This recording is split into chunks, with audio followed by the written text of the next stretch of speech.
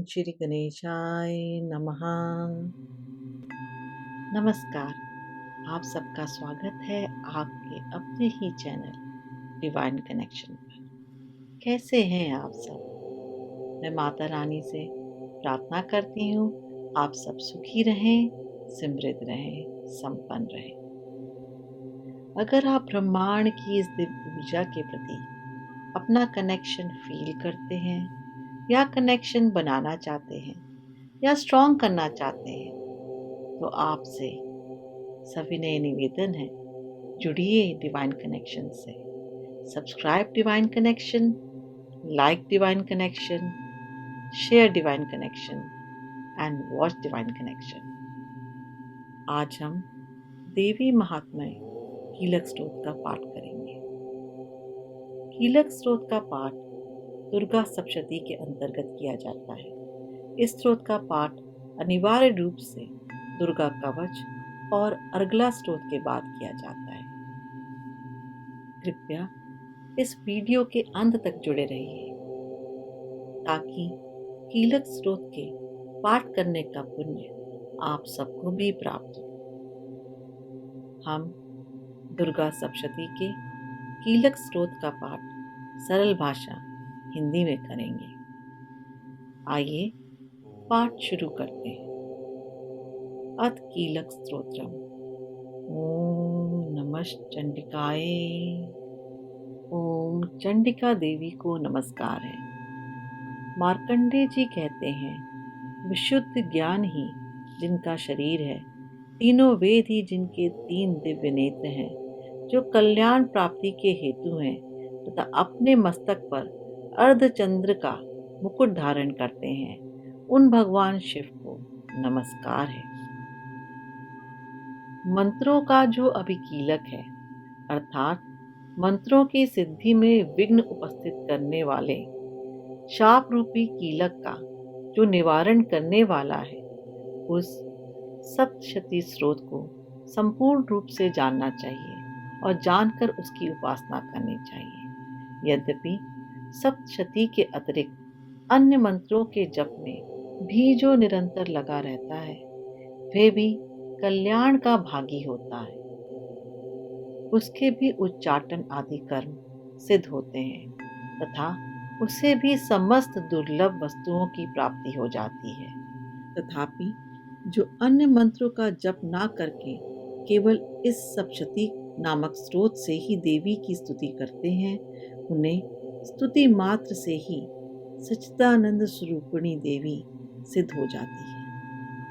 उन्हें अपने कार्य की सिद्धि के लिए मंत्र, औषधि तथा अन्य किसी साधन के उपयोग की आवश्यकता नहीं रहती। बिना जप के ही उनके उच्चाटन आदि समस्त आभिचारिक कर्म सिद्ध हो जाते हैं। इतना ही नहीं, उनकी संपूर्ण अभिष्ट वस्तुएं भी सिद्ध होती हैं।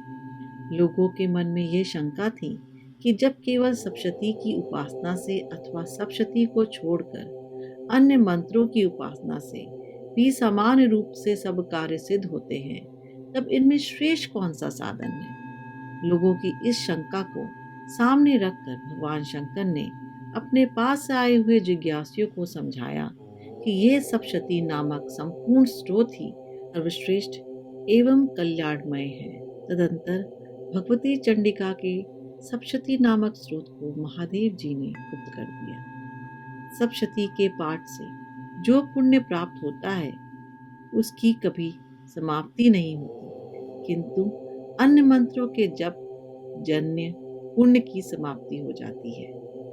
अतः भगवान शिव ने अन्य मंत्रों की अपेक्षा जो सप्तशती की ही श्रेष्ठता का निर्णय किया, उसे यथार्थ ही जानना चाहिए। अन्य मंत्रों का जप करने वाला पुरुष भी यदि सप्तशती के स्त्रोत और जप का अनुष्ठान कर ले, तो वह भी पूर्ण रूप से ही कल्याण का भागी होता है। इसमें तनिक भी संदेह नहीं है। जो साधक कृष्ण पक्ष की चतुर्दशी अथवा अष्टमी को एकाग्रचित होकर भगवती की सेवा में अपना सर्वस्व समर्पित कर देता है और फिर उसे प्रसाद रूप से ग्रहण करता है, उसी पर भगवती प्रसन्न होती हैं। अन्यथा उनकी प्रसन्नता नहीं प्राप्त होती। इस प्रकार सिद्धि के प्रतिबंधक रूप कीलक के द्वारा महादेव जी ने इस स्रोत को कीलित कर रखा है। जो पूर्वोक्त रीति से निष्कीलन करके इस सप्तशती स्रोत का प्रतिदिन स्पष्ट उच्चारण पूर्वक पाठ करता है, वह मनुष्य सिद्ध हो जाता है। वही देवी का पार्षद होता है और वही गंधर्व भी होता है। सर्वत्र विचरते रहने पर भी इस संसार में उसे कहीं भी भय नहीं होता। वह अब मृत्यु के वश में नहीं पड़ता तथा देह त्यागने के अनंतर मोक्ष प्राप्त कर लेता है। अतः कीलन को जानकर उसका परिहार करके ही सप्तशती का पाठ आरंभ करें। जो ऐसा नहीं करता उसका नाश हो जाता है। इसलिए कीलक और निष्कीलन का ज्ञान प्राप्त करने पर ही ये स्रोत निर्दोष होता है और विद्वान पुरुष इस निर्दोष स्रोत का ही पाठ आरंभ करते हैं। स्त्रियों में जो कुछ भी सौभाग्य आदि दृष्टि गोचर होता है वह सब देवी के प्रसाद का ही फल है। अतः इस कल्याणमय स्रोत का सदा जप करना चाहिए। इस स्रोत का मंद स्वर से पाठ करने पर स्वल्प फल की प्राप्ति होती है और उच्च स्वर से पाठ करने पर पूर्ण फल की सिद्धि होती है। अतः उच्च स्वर से ही इसका पाठ आरंभ करना चाहिए।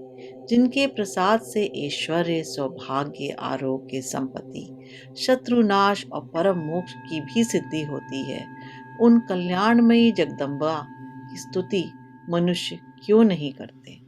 देवी की स्तुति मनुष्य को अवश्य करनी चाहिए।